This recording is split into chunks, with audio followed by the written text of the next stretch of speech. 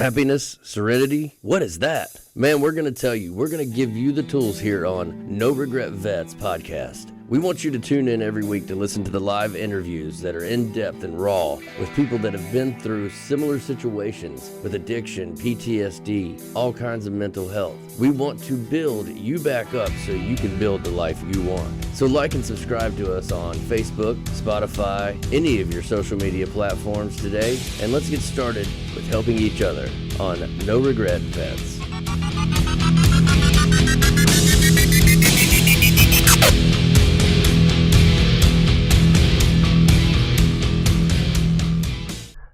Good afternoon, folks. Welcome back to No Regret Vets. I'm Andrew, and I'm here with Gunther and my good friend Casey, a mentor helping addicts and recovering veterans. And we're going to get this program started and just kind of have a talk amongst ourselves. Yeah, today we're just going to basically have Casey explain kind of what it's like to be a mentor to recovering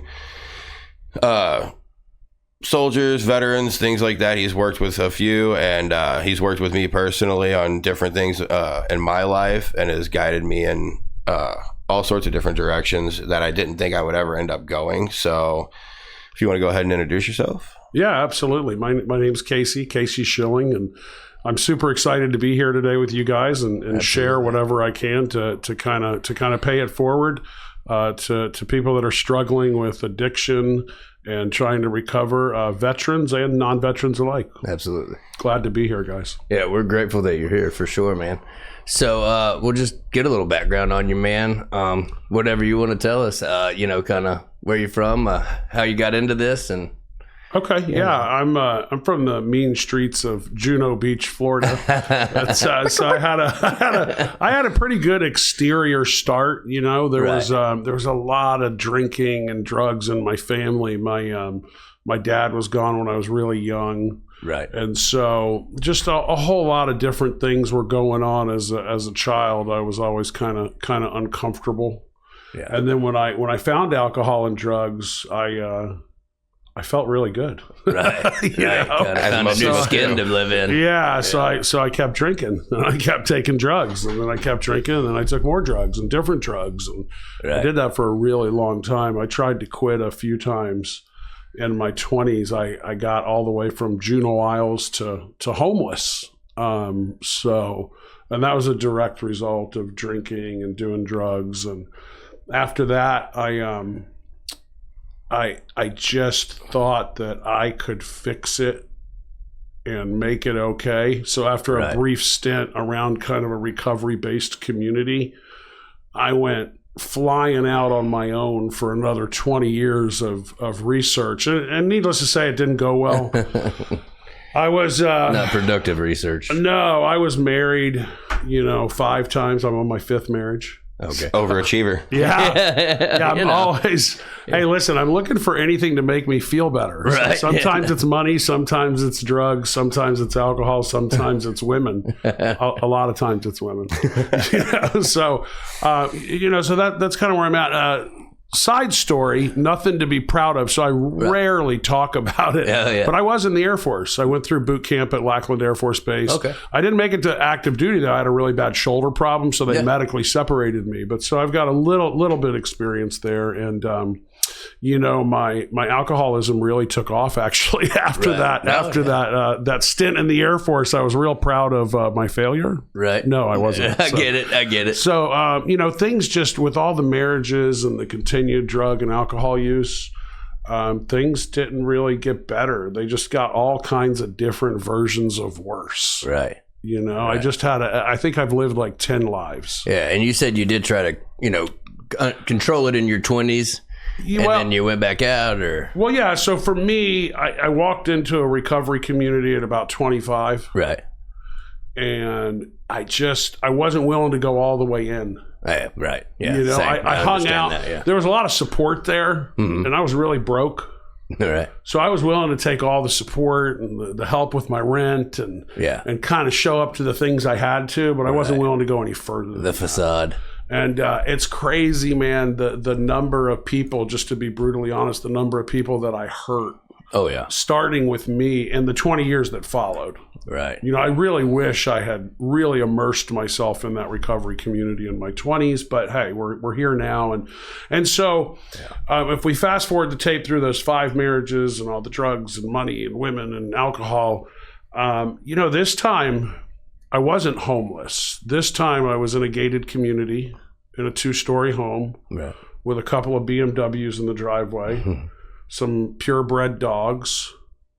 And man, I came to the end of me, and with all those monetary things in my life, I, in the months leading up to that, in my late 40s, I had, a couple years earlier, died on the floor of a bar. Right. In the months leading up to it, I'd been arrested in downtown West Palm Beach for blacking out and choking somebody. I'd had the paramedics over at my house because I was throwing up in my sleep. Right. And my little 130-pound fiance didn't know what to do with me. Right, She needed a little help. Yeah. By the way, for y'all watching, if you don't know, how tall are you, man? 6'8". Yeah, 6'8". So he's a short guy. Yeah, exactly. I wanted the same size as a standard door frame. Right. Yeah. But yeah. So it was really good in a monetary sense, but it was just really bad. It was the same old Casey. Right. It was alcohol. It was criminal charges. It was a life that was completely out of control. And I don't know what was different this time, but other than to say what I've already said is that I came to the end of me. Right. I was so done, man. It was just, like I said, I'd lived 10 lives and they all ended the same way, with a bottle and a felony charge. Yeah. Sometimes some drugs, just depending on which life we're talking about. And that's a great way to put it, man. The end of you. I haven't really heard that before, and I like that. And like you're saying, you wish you got it at 25, and we try to stress that to everybody out there, that you don't have to lose everything before you get help and stuff like that. But if you do, you still can get help, and sometimes, unfortunately, relapse is a part of recovery, but, it doesn't have to be. But this is why we do this, is to try to, stop it before it gets there, give you a resource. But, all of us, I know just from his story, my story, and now your story, we all kind of did the same thing, tried the recovery thing, and yeah. So you definitely got to be ready and want it. So yeah, and so that was the difference. Coming to the end of me, I made 2 decisions. There was a particular night in April a couple years ago, and the 2 decisions I made were, I don't want to die like this. Yeah. And I felt it very passionately. I have kids, right. A whole basketball team full, and I didn't want that to be my legacy to my children. Right. And I was so done with the pain that my life had perpetually created. Right. Yeah. And so the other decision I made was that I'm going to go back to a recovery community, and I'm just going to immerse myself this time like I didn't before, and I'm going to do everything they tell me to do. Right. And that hasn't changed. So I got in the door. Okay. I started doing everything that every resource would tell me to do. I did things like get on my knees and pray. And listen, I'll tell you, I'm not going to get into the whole backstory, but there was a lot of atheist and agnostic in this guy for a long time. I had a wife that died of cancer at 24. Yeah. I was molested as a kid. Some things happened, right? Right. And that I'm not as concerned about talking about today, because I do have a new freedom from doing all those things I didn't want to do. So for me, when I came into recovery this time, what I found out, guys, is that everything good in my life is on the other side of experiences that I was unwilling to have. Yeah. Right. So the ability to take direction from other men and all these things that I was always, putting the stop sign up. No, I'm not doing that. No, I'm not going to listen to you. It turns out all those experiences with those things have changed my life. So yeah. if I have a message, it's, be okay with getting uncomfortable. Yeah. Look a man in the eyes that you're pretty sure has been where you've been. Yeah. And let him show you, because we're here to love you, man. We're going to love you through this and walk you out of the woods. We're going to walk out together. Yeah. And luckily there's generations and generations of men, veterans and non-veterans alike, that have been doing that for each other. And I, interesting, just several months in, I was at a meeting. I went in on a panel at Beach House. Yeah. Yeah. It's a recovery center. And I had a guy raise his hand and he said, "Hey, I don't know what to do, to get a sponsor." And I'd only sponsored one other guy at that point. Right. And, he said, "What do I do to get a sponsor?" And I was like, "Well, you just ask." Yeah. And anyway, the reason I bring that up, he asked me, and he was a veteran. Okay. He was a Green Beret. Right. A Vietnam era guy. Oof. 68 years old. Yeah. Had never not drank Right. in his whole life. And it's been a beautiful experience with him, just kind of unpacking everything over the last year, almost year and a half now. Yeah. Just kind of unpacking everything and just kind of, doing what I said, here, man, we've got the way out of the woods. Right. Come with me, I'll show you. Because everything that I'm doing when I'm mentoring and working with another man, it's just things that were told to me. Right. That changed my life. And the thing is, I'm so grateful and so excited about what's going on in my life now that I absolutely want to share it with other people. It's the least I could do. Yeah, that's beautiful. And when you're working with guys like, that gentleman's name is Greg, and I know he wouldn't mind me using his first name. And when you're working with guys like Gunther, yeah, he as well, gave a lot to his country and went through a lot and had a lot of stress and a lot, you feel a certain weight too. And there's a power in that. Mm-hmm. When you know that you've been shown something that has kind of set your soul free. Right.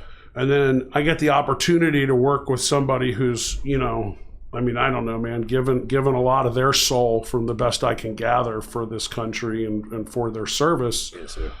There's a weight to that. There's something special about that. I got the chills right now. You really can't put a price tag on that. It's a beautiful thing. Yeah, man. We often joke that we wrote a blank check to the government when we signed up, but on the other side of that, it's you got to write yourself a blank check to the program and to getting sober.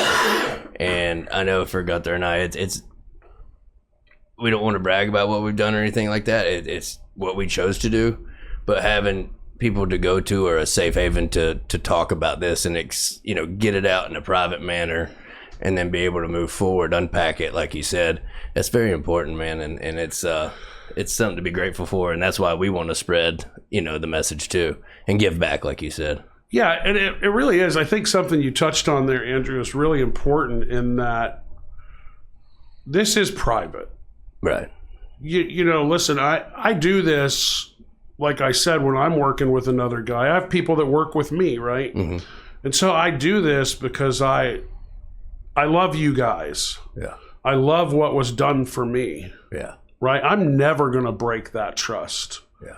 I might as well go grab a drink and an 8-ball if I do that. Right. I'm never going to. This is absolutely the best thing that has ever happened to me. And I'm so excited. And then when you talk about vets and guys like you, I'm so honored to be able to participate in that, so it is private and people should know that, people that mentor you in the recovery atmosphere, I can't make any promises about other people, but listen, 99.999% of the time, this is a private thing and they'll keep your confidence. So it is a safe place to come to your point. And that's, and I appreciate you reiterating that because I think that's very important, especially, I think anyone in general, but especially males, we let our ego get the best of us and we kind of want to cover down on our feelings, and if someone has been exposed by someone in any kind of program, then I apologize from the bottom of my heart. That's the wrong way and that's not right, but I can assure you that it's not the majority of how it goes. And I'm just glad we got somebody like you here, man, talking to us about it and to our listeners. Yeah, thanks, man. I appreciate you. And one thing I will say is in working with Casey, as through our him mentoring me, and now I'm mentoring other men, it's the confidence that, well, first, me being able to say some of the things that I've had to say to another man, I never thought I would say that stuff out loud, right. Let alone say that stuff out loud to somebody which up until today, I didn't think was a veteran. But regardless, for me, that was incredibly hard. And the trust that I had to have wasn't easy, but he definitely he helped me not only learn to trust again, but then that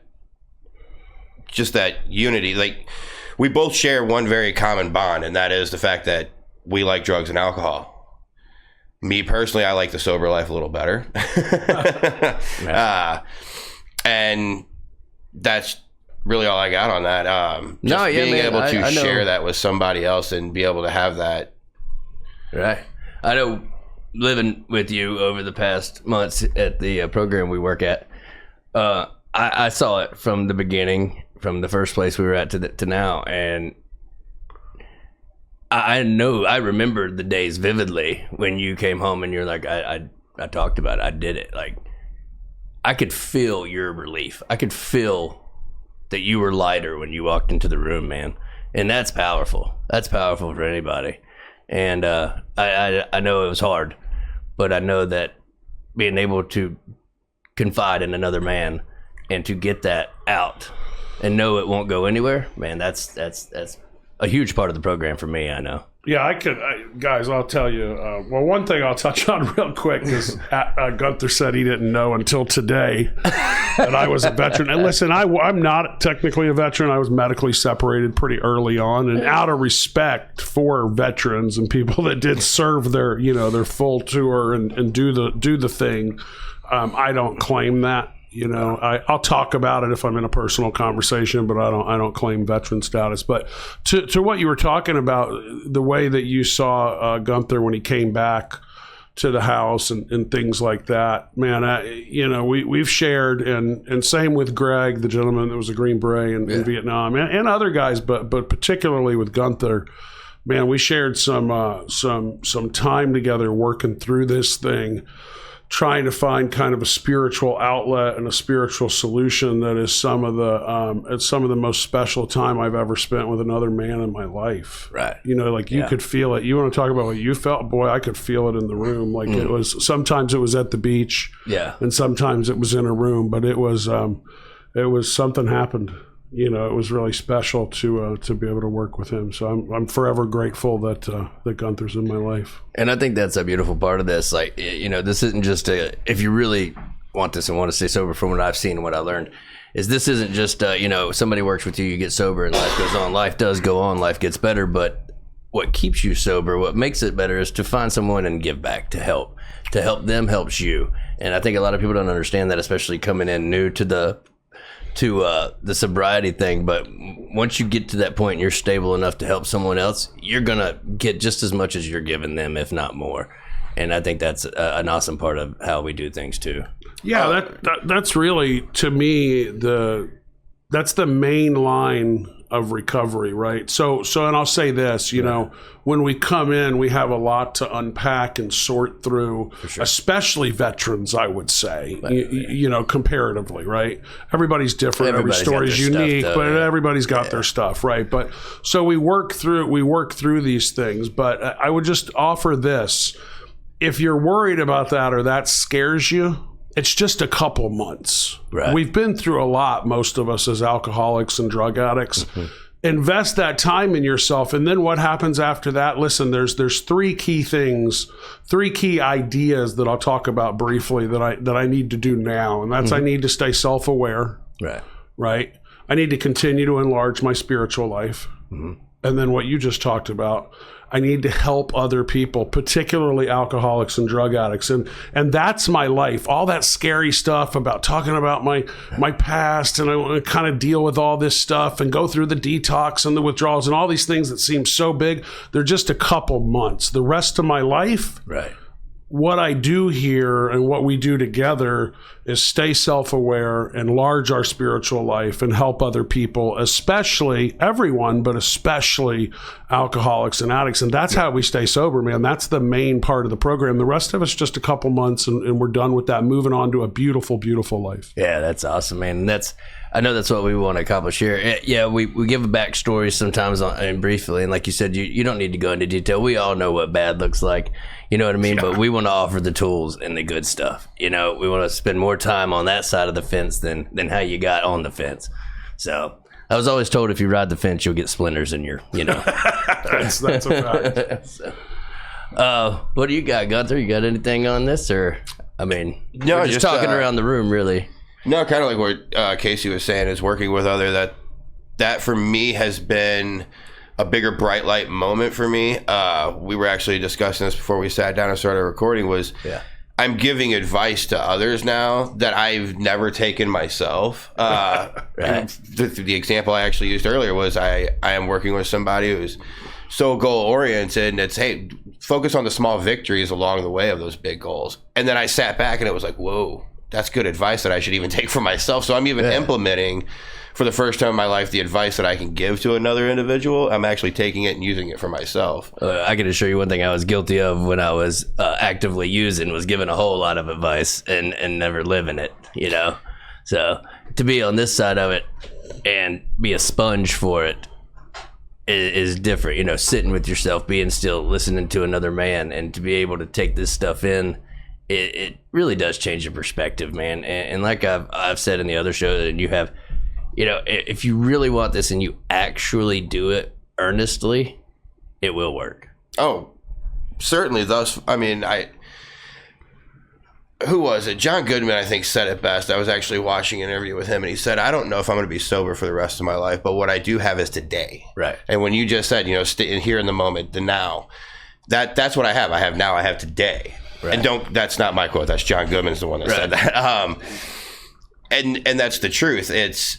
I don't have yesterday anymore. It's gone. And I don't know what tomorrow brings. But what I do know is I have today. And as long as I go to bed tonight and I work on my spirituality and I wake up tomorrow and I continue to work on my spirituality, there's a pretty good chance I'm going to be sober again tomorrow. Absolutely.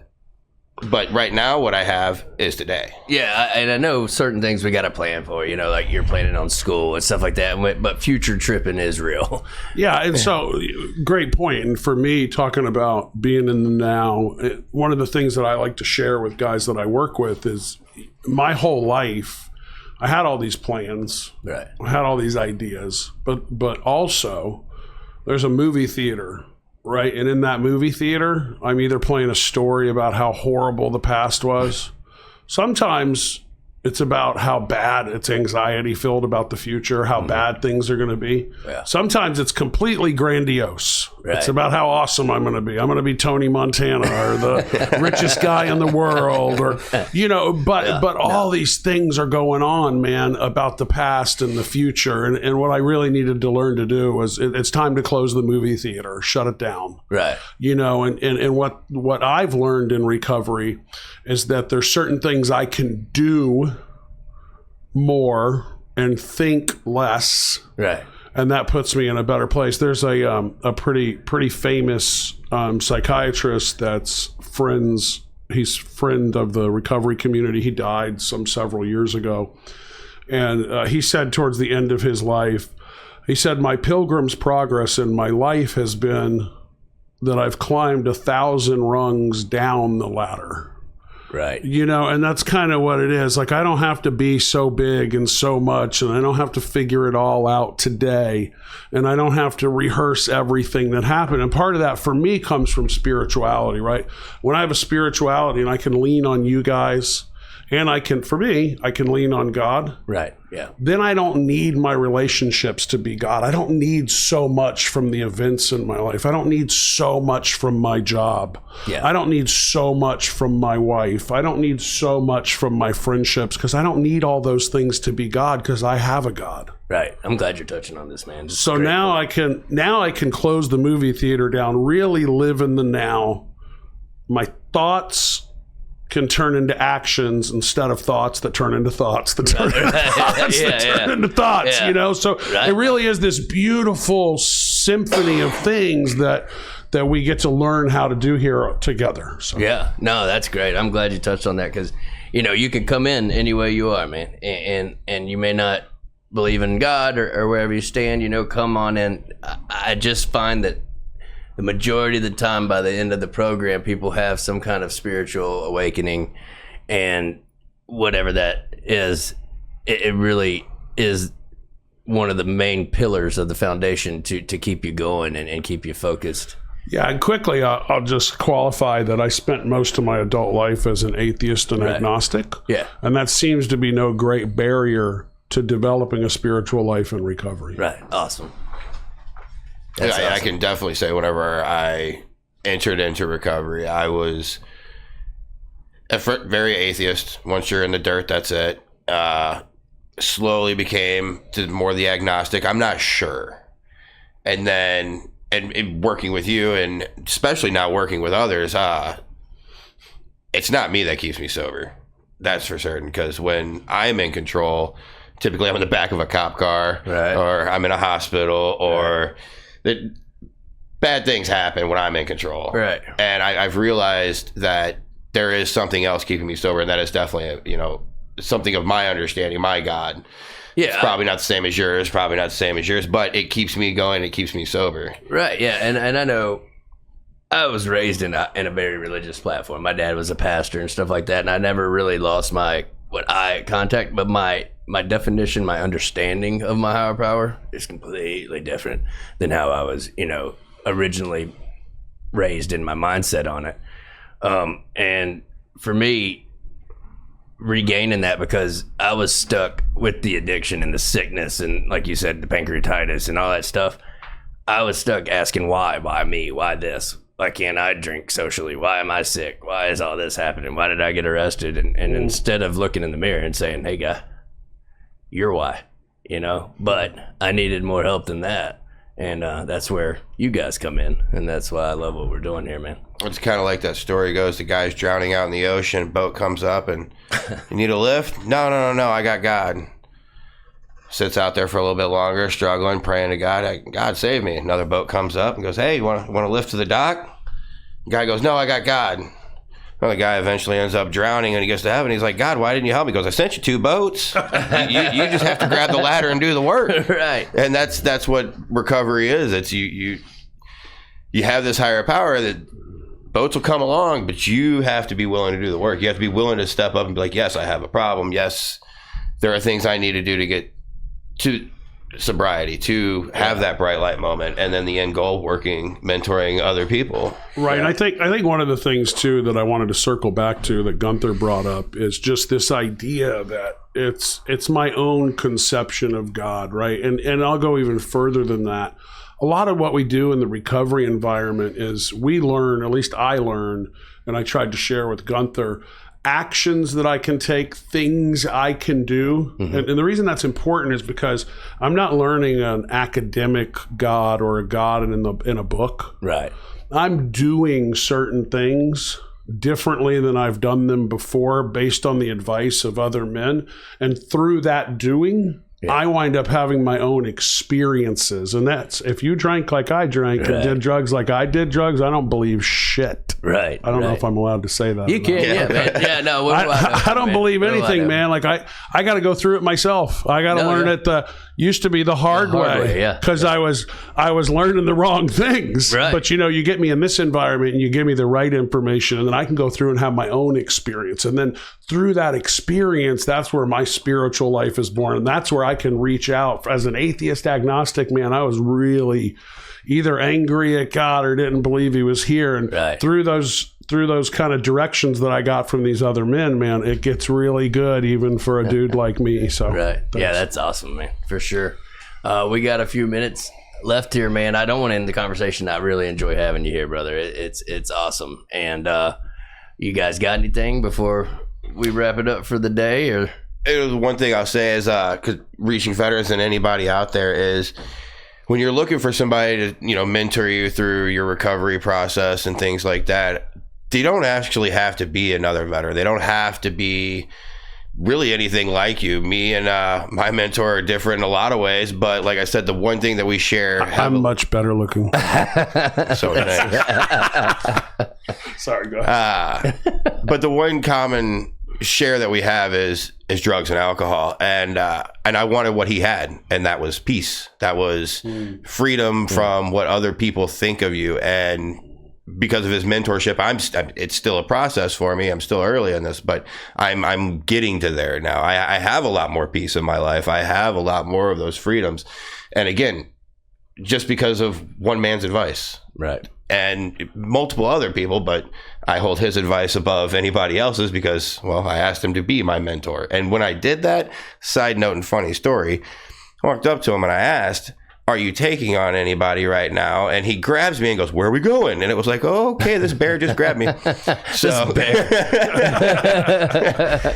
because I am not 6'8", and I feel like a kid when I stand next to him. But when I started this process, I wanted this mental image of somebody that's bigger than me, kind of more intimidating, because if he gives me advice, I'm going to follow it. Right. And that was a big factor in why I picked him. Plus, he sounds just like Seth Rogen, and he's funny.